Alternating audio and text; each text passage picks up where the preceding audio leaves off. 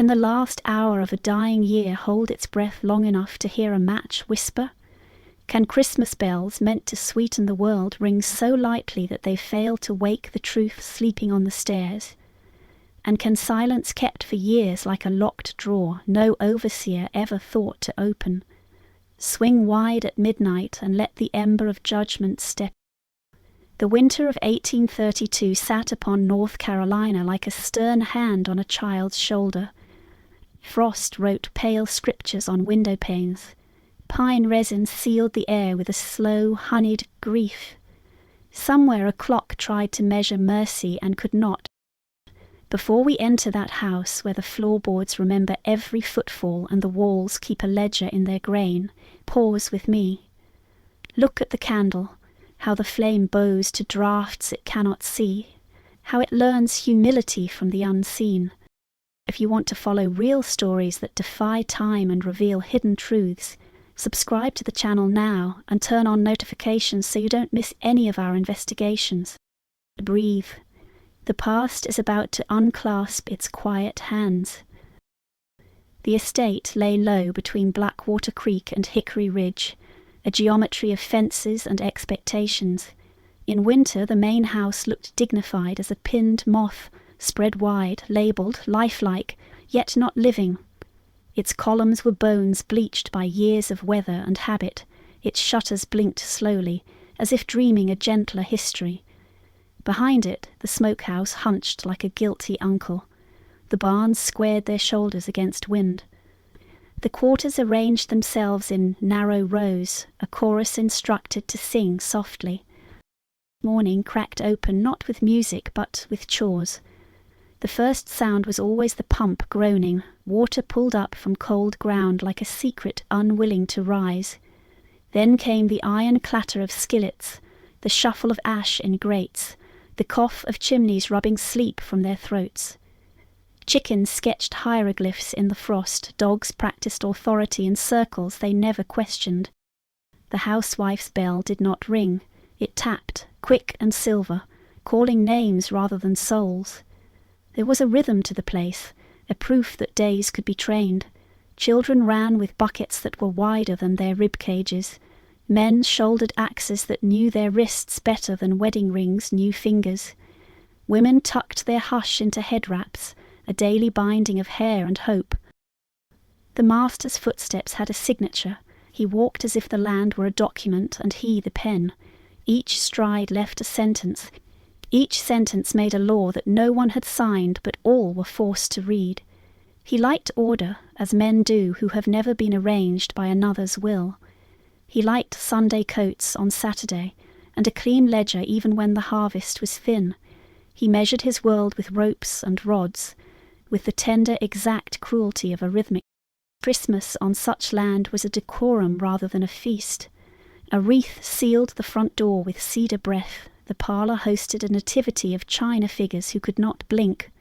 Scripture was read aloud and fell to the floor like long pale ribbons. Gifts were given efficiently. A length of cloth, a tin cup, a winter onion. There was cider, yes, and a pie that smelled of nutmeg and reward. There were hymns sung through teeth and gratitude learned like cursive, a form first, a meaning later. At night, the wind rehearsed long sentences against the house siding. The boards responded in low vowels, the dialect of old wood that has listened to too many arguments. The stars kept their distance, old judges above a field court, and under all of it, between the pump's complaint and the bell's silver arithmetic, silence laid out a table and wrote the names of those who would one day sit. The quarters held quiet the way jars hold preserves. Within them, talk was a quilt sewn of scraps and caution. Memory was a pantry, fear a broom. The sickbed smelled of pine tie and patience. A baby's cry travelled under doors and returned gentled, as if the darkness itself had learned to rock. Men mended shoes by lamplight, the thread black as a night road, the needle a little moon. Women counted coins that were not theirs and dreams that were. The old told stories about rain that once fell like honesty. In that geometry of obedience, absence was an occupant no one named. Some rooms kept it in corners like spare furniture. Other rooms used it like a step stool to reach tomorrow. And the main house, the one with its moth-wide dignity, displayed absence as decor, portraits of ancestors whose kindness no one could swear to, silver polished to such brightness it reflected nothing but the person bending to it. The year's last days moved across the estate like a slow hand across a forehead, feeling for fever. The ground hardened, the creek whispered underneath its thin pewter lid. The oaks made a cathedral of bare branches, a ruin that dignified the sky, and every hinge, nail, latch, and key learned the name of the cold. I am called David. There was another name once. My mother spoke it when she washed my hair in the creek and told me stories about a road that knows your feet before it knows your destination, but names here are like tools, issued, handled, worn smooth by whoever grips them most. I learned to answer to boy, to hands, to the aim of a finger without words. Still, at night, the old name floats to the ceiling and watches me sleep. I speak now in the slow grammar of memory. My language is measured with scars. Some lie straight as surveyor's lines across my back, others curl like old vines, remembering their trellis. Each one is an entry in a ledger with no ink but time. I have learned to wear a shirt of silence, buttoned high, collar tight. Long ago I discovered that silence is not absence, it is a tool sharpened by patience. Silence can wait longer than winter. My mother's hands were stern and kind. She had a way of making cornbread taste like warning and comfort together. She taught me the arithmetic of glances, how one look could add strength, how another could subtract it. She told me to keep a ledger, but not the kind the master loves. Count what they take, she said, and count what they cannot take. So I kept account of mornings of songs hummed under breath, of the angle of the sun when we stopped for water. I kept account of the day I first saw my younger sister sold. Her ribbon still new, her face learnt too fast that the world can move you without moving with you. I keep the date of that auction stitched into the seam of my sleeve.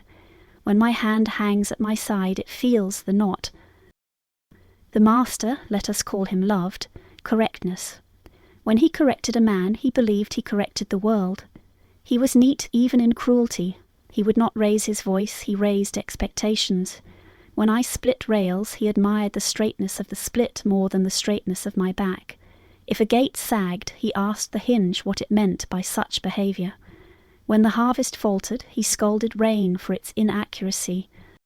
An overseer named Pike carried me once, like a statement across the yard, my wrist in his fist, my elbow a comma.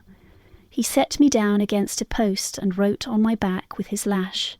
The house window watched. I saw lace curtains move like gossip.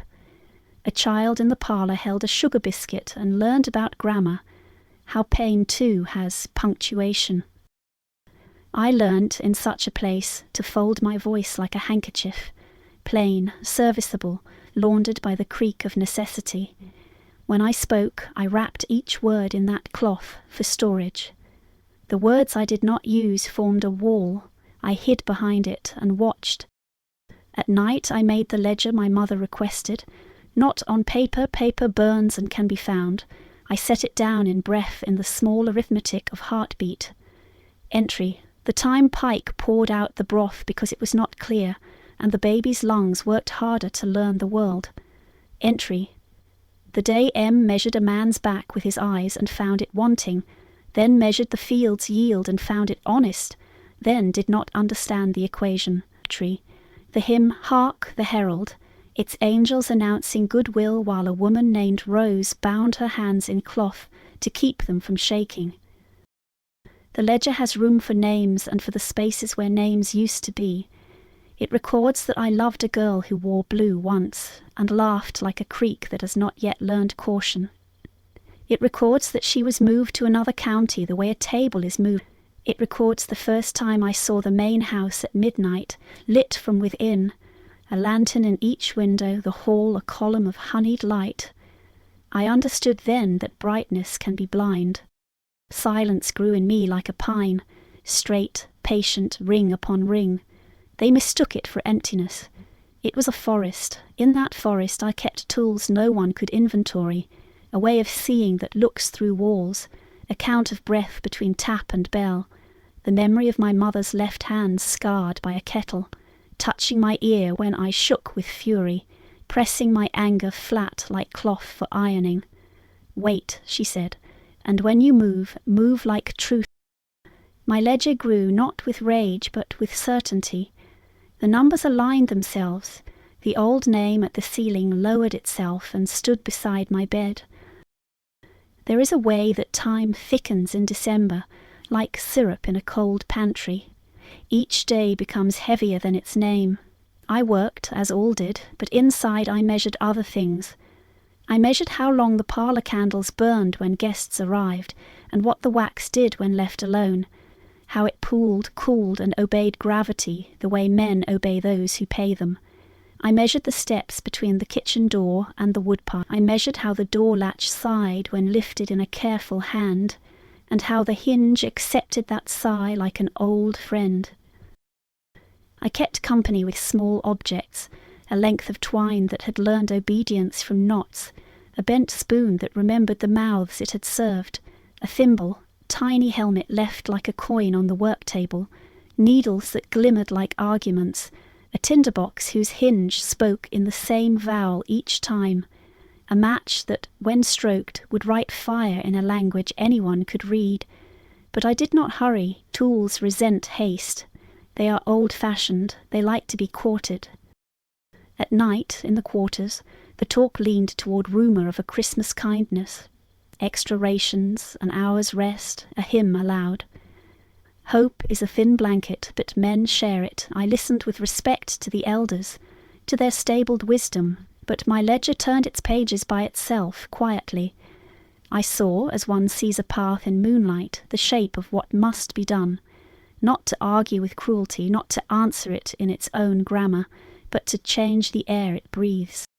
I watched M place his keys in a dish by the hall, a silver boat filled with small iron fishes. The sound they made when they landed, brisk, content, ignorant, was a bell I learned to predict. I noticed how the housekeeper banked coals at night, pulling their red under a shawl of ash, the way women tuck children to sleep. I noticed where the floorboards, proud of their age, spoke up when crossed, and where others kept a secret for free. The estate prepared itself for Christmas the way a stage prepares for a play. Trees turned into wreaths, flour into bread, air into song. Even the whip was oiled. We dressed better for the Lord's birthday than for our own survival.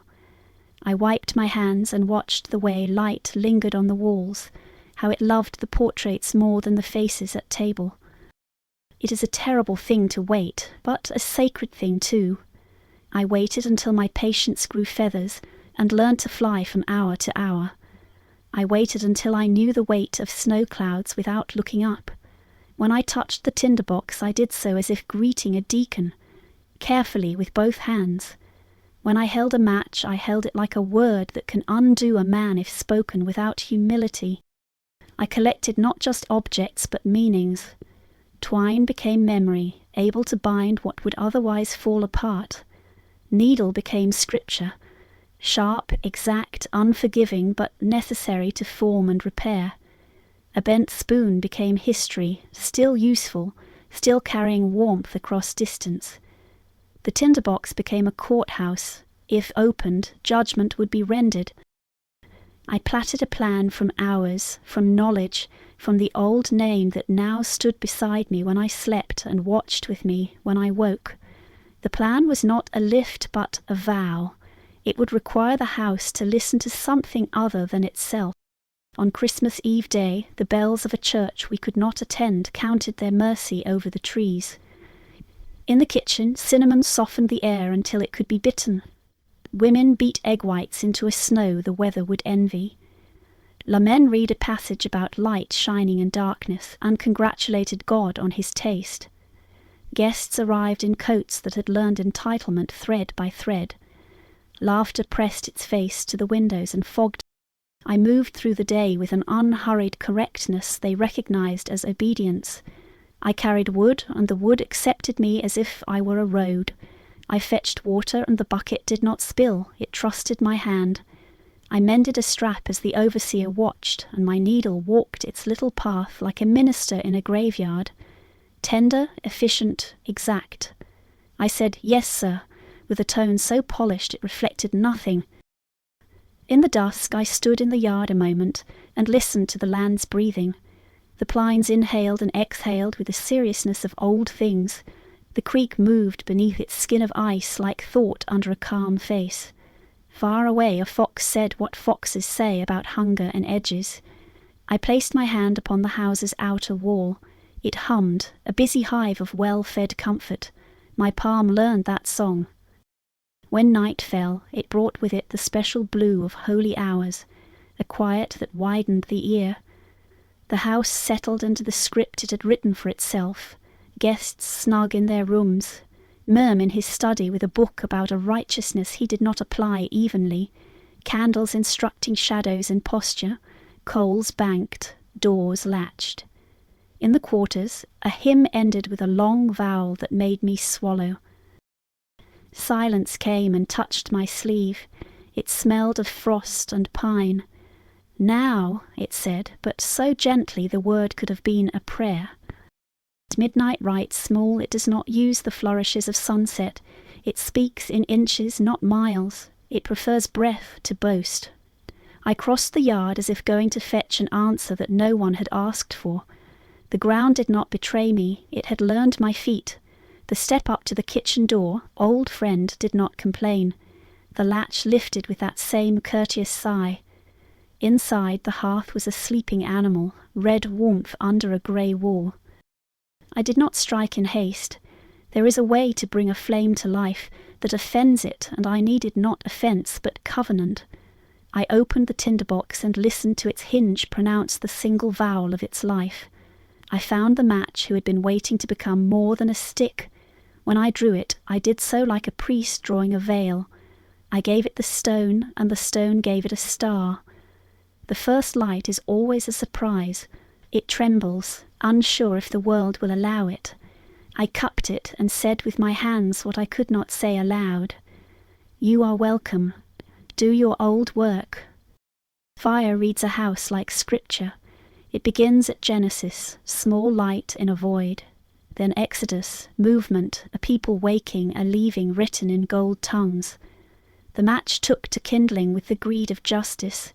The kindling translated heat for the larger logs, who nodded and agreed. Flame found the grease that had forgotten itself on the edge of a pan. It found the apron hung too close, the broom with straw long cure for purpose, the rag who had lived too many lives and deserved release. It whispered to each, and each remembered. I did not need to hurry. Fire does not enjoy panic, it likes ceremony.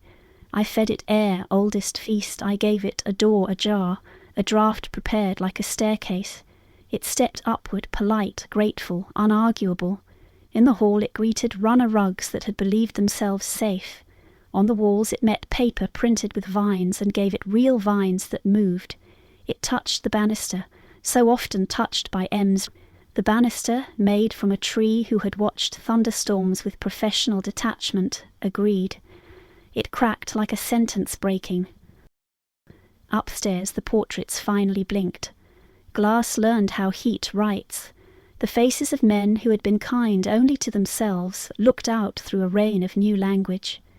A small Christmas tree in the corner shone with its own small heavens, and then with a fiercer one. Bells on its branches rang as if answering a question no one had dared ask.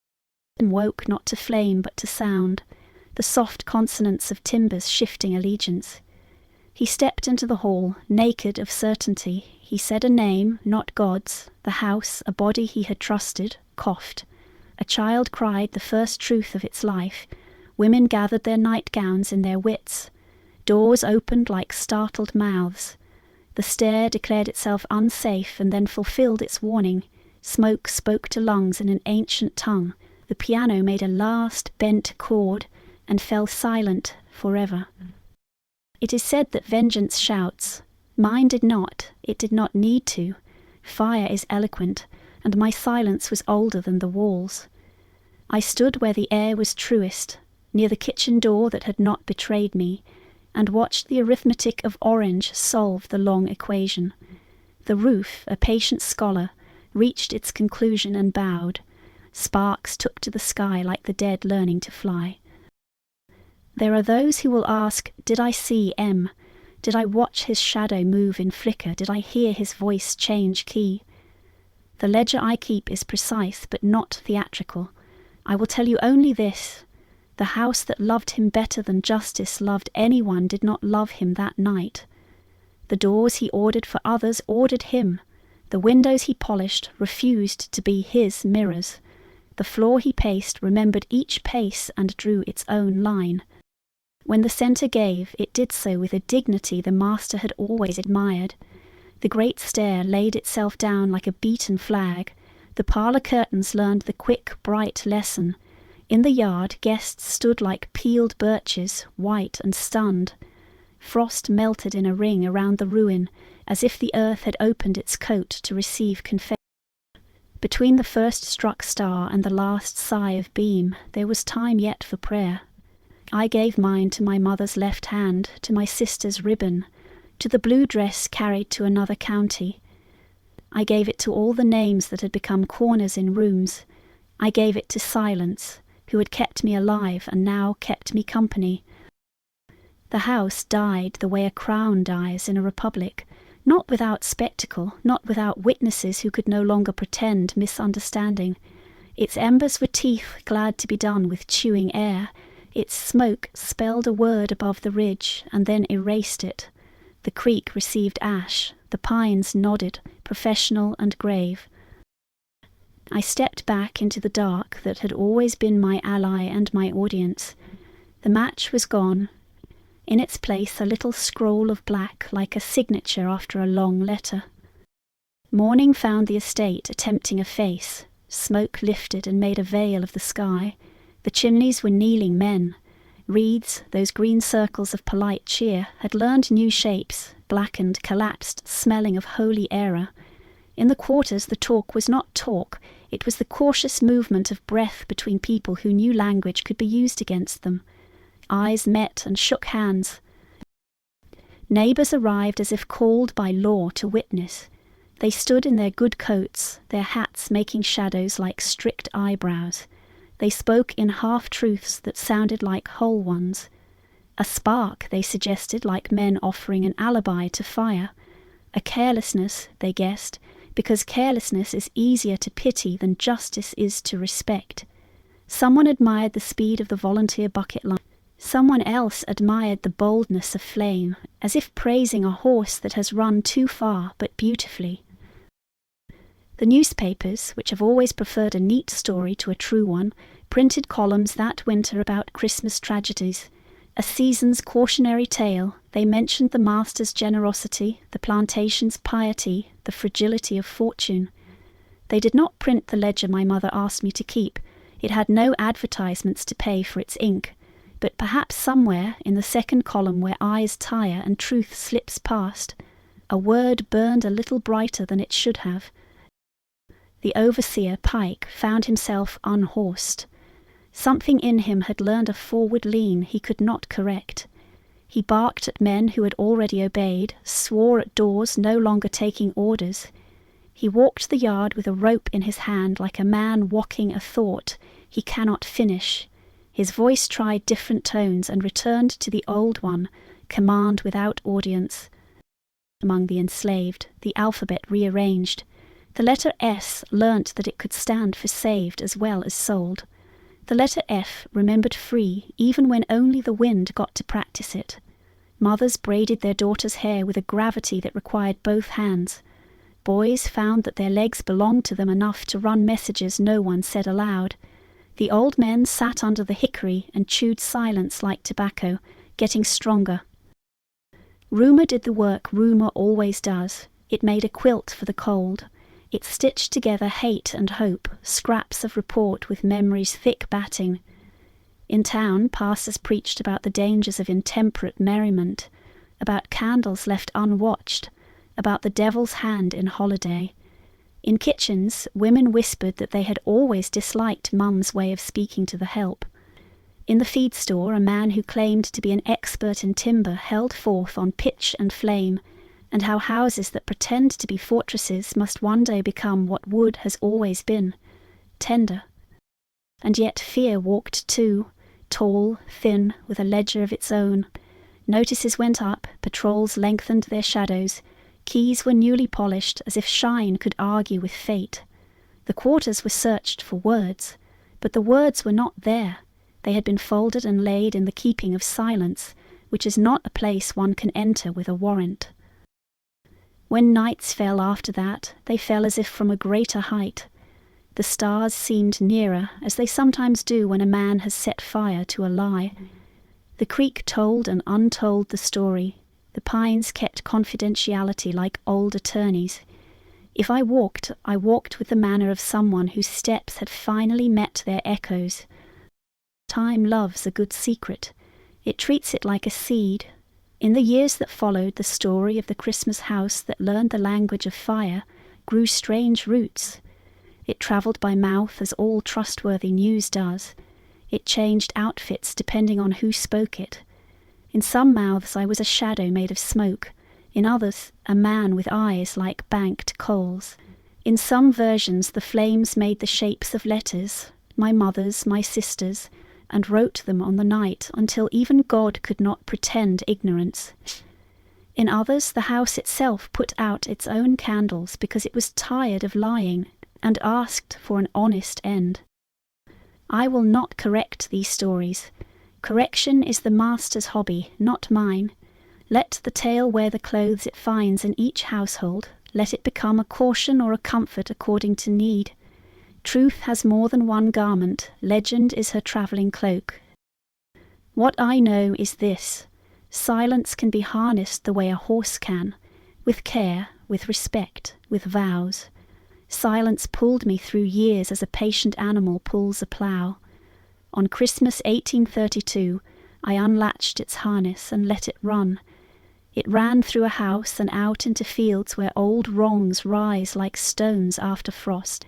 It ran beyond my body, into the bodies beside mine, into those not yet born who would learn to stand with a different posture, because in some old story a man named David stepped from quiet to flame without raising his voice. Sometimes late, when the moon pins a coin of coal to the yard and the air smells like iron and pine, I hear footsteps on the far side of memory. They are measured, correct, precise. They stop at a threshold that has already burned. Then I hear other steps, bare, sure, patient, moving past, ledger under their arm, pencil chewed, entries to add. A field reclaimed from a lie, a name spoken for the first time without fear. A child taught that keys can open and can also be thrown away. The story ends as all honest stories do, not with conclusion, but with weather. Frost returns to the windows and writes in its silver hand. Fire sleeps under ash and dreams of its next sermon.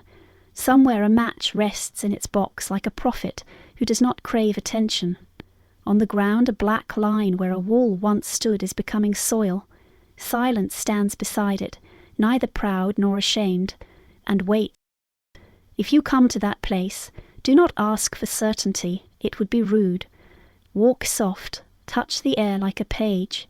Listen not for a shout, but for the smallest scratch of pencil in the night, the sound a ledger makes when it receives one more long overdue mark. And if a bell rings far away, do not rush to name it Christmas. Call it what it is, the sound of absence loosening its hold, the music of a house remembering that justice, too, is a kind of home.